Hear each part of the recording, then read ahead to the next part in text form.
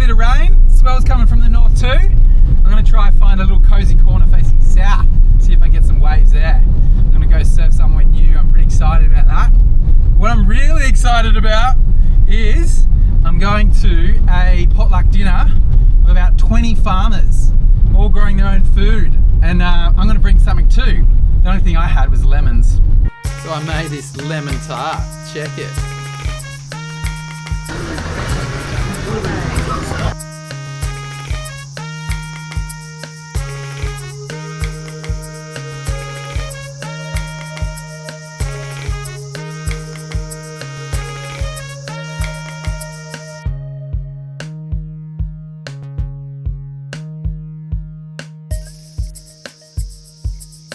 It's so pretty!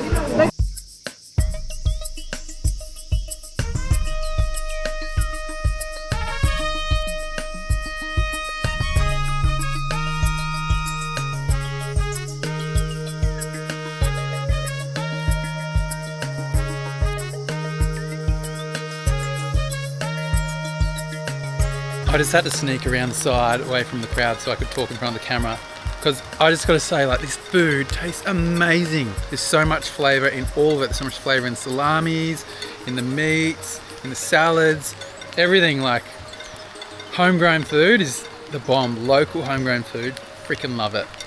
Freaking love it. Well, are you going to start selling this, are you? Good on. Did you bring any of the dishes tonight? I did the sausage rolls.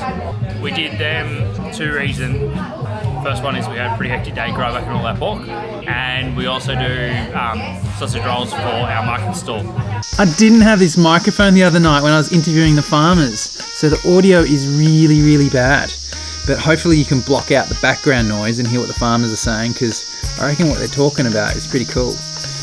Maybe next time I'll remember to bring this along, and the audio will be a lot better. What's so special about the way that you raise the animals? What's so special about your meat and your produce?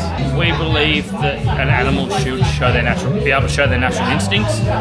So as in for a pig, they should be able to root and wallow. So we actually put our pigs through our timbered country, because when you actually look at where pigs live naturally, it's a lot of time in scrub and timber.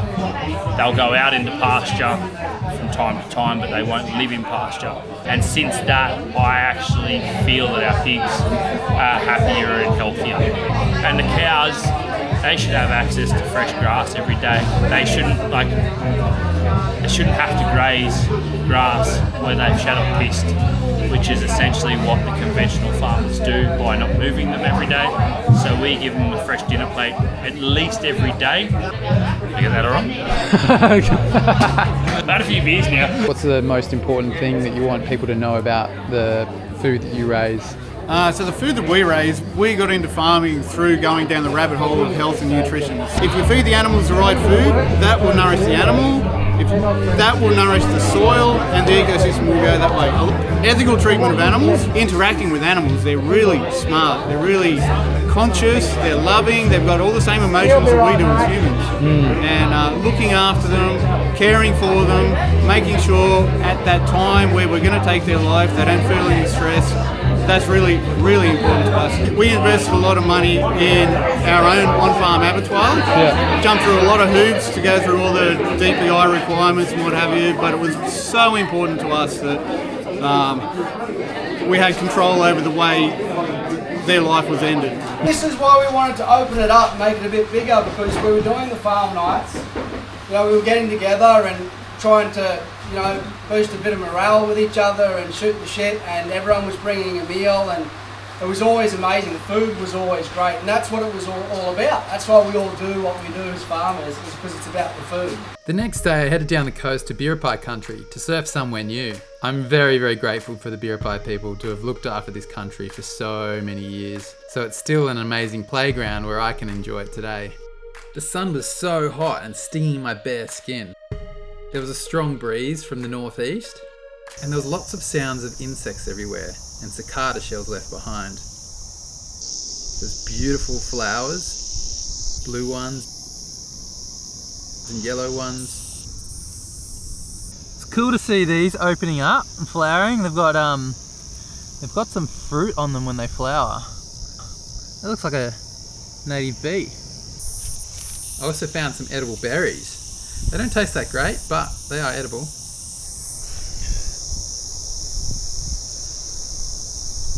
I also found some tracks in the sand. I think were goanna tracks. And there was also some poo left behind, which I think was a kangaroo or wallaby. It was a very interesting place. Ooh, we're getting close. What does the ocean have for us today? It's actually surprisingly clean out there. Look at how much wind's blowing. Oh, how's that one breaking way out there?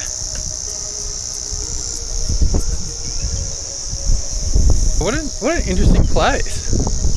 Just one big long open beach.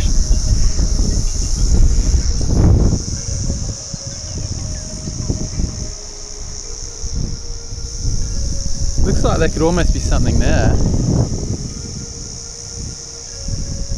I think up there might be the go though, where it's really out of the wind. So I'm gonna go check that out. Found this epic path. It was so nice and soft under my feet. And it was so nice just seeing the nature still kept intact on either side. So thanks for whoever was looking after the nature. I could also hear little frogs in the grass. And there was also lots of flowers here too. There's even these little purple ones on the ground.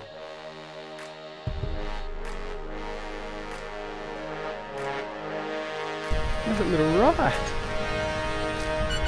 Oh, look at that little thing.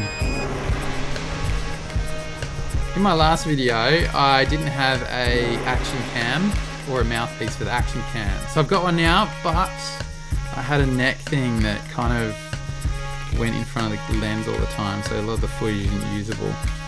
I've got a couple of waves and footage that's kind of usable, but yeah, most of it's kind of in the trash can. It's alright, it's a learning curve.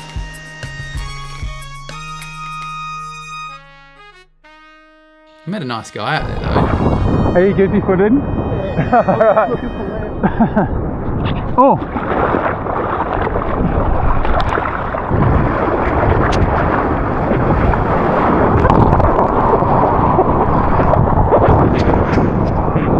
I also kind of somehow ripped up the back of my tail pad.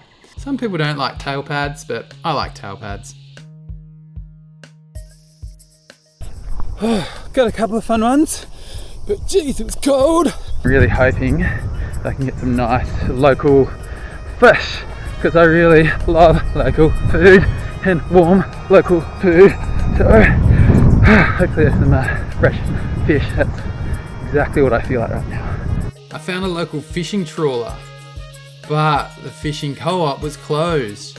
And also there was another little cafe this cool chick told me about was closed as well. But I did find a local fish and chip shop that was open and had some local fish. Good, thanks, how are you? Oh, shuckers, cuz.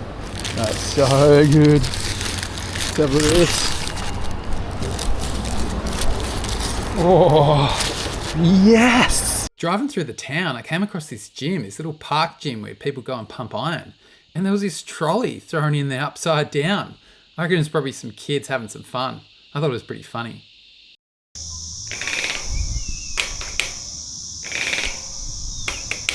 And I thought, you know what? I could probably make a song from this sound. So that's where the song for this video came from.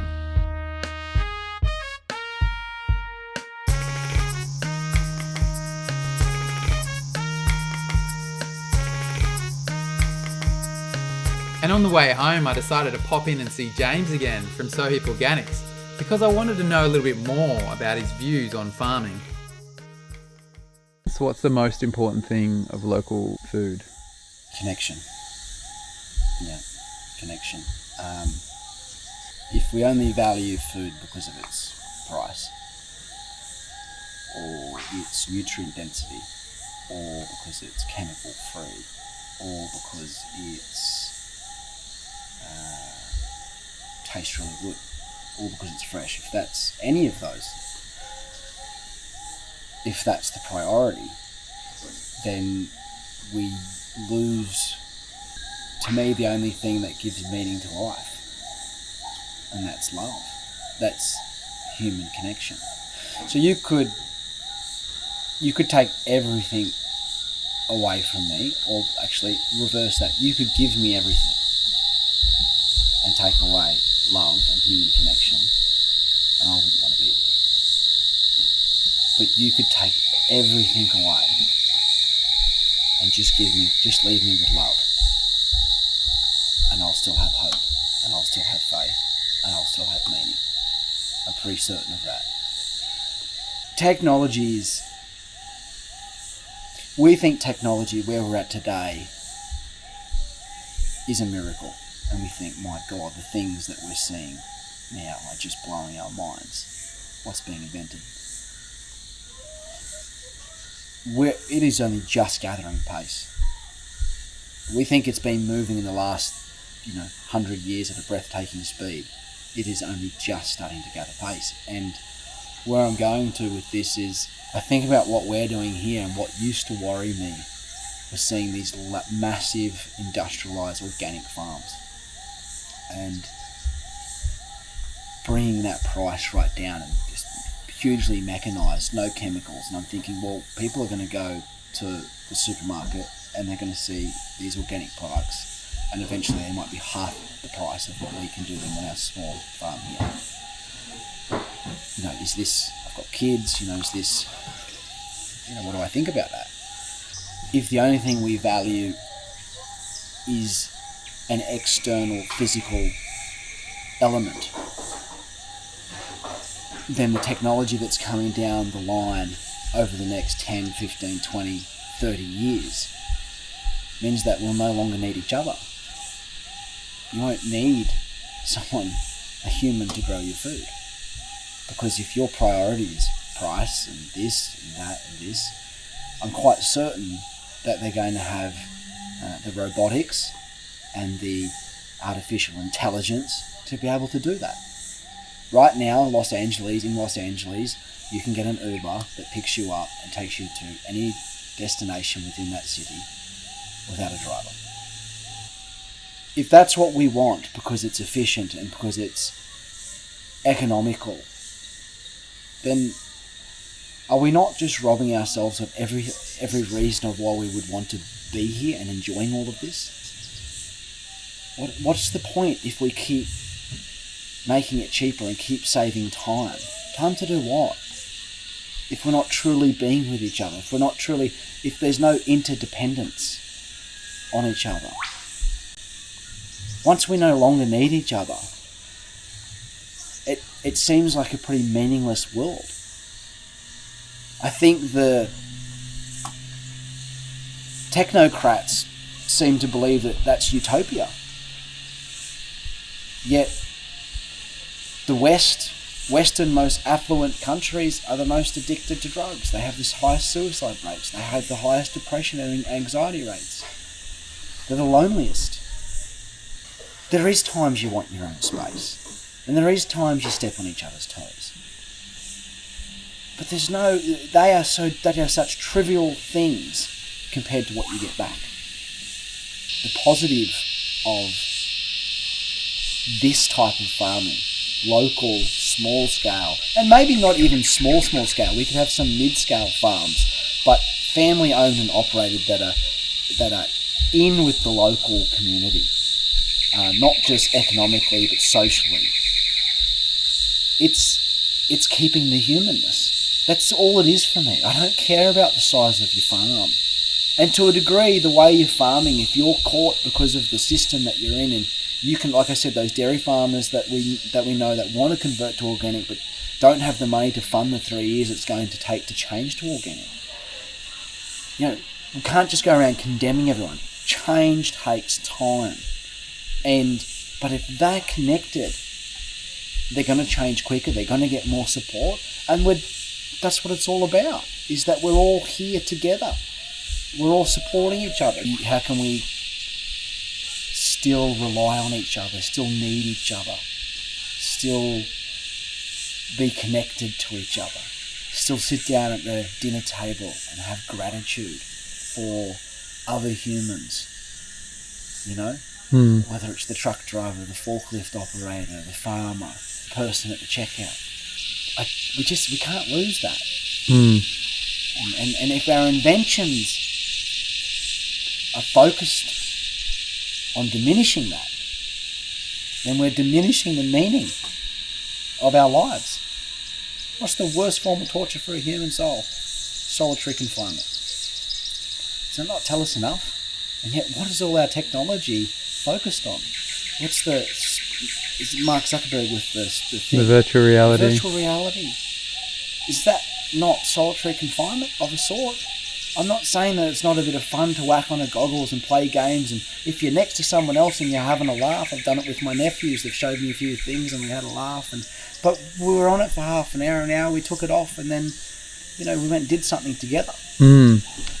It's how we use it.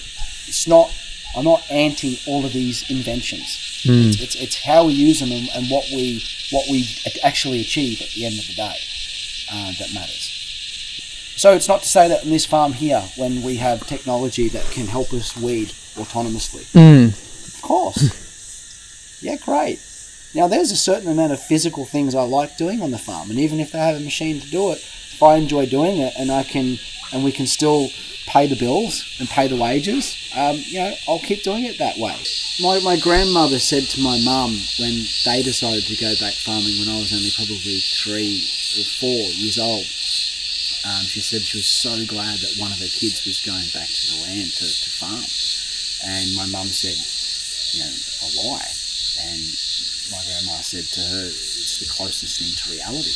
You don't realise it, but it's moulding you, it's teaching you. Whenever you spend time in nature, it's having these effects on you that I can't really explain, but you feel something and you just want to go back to it.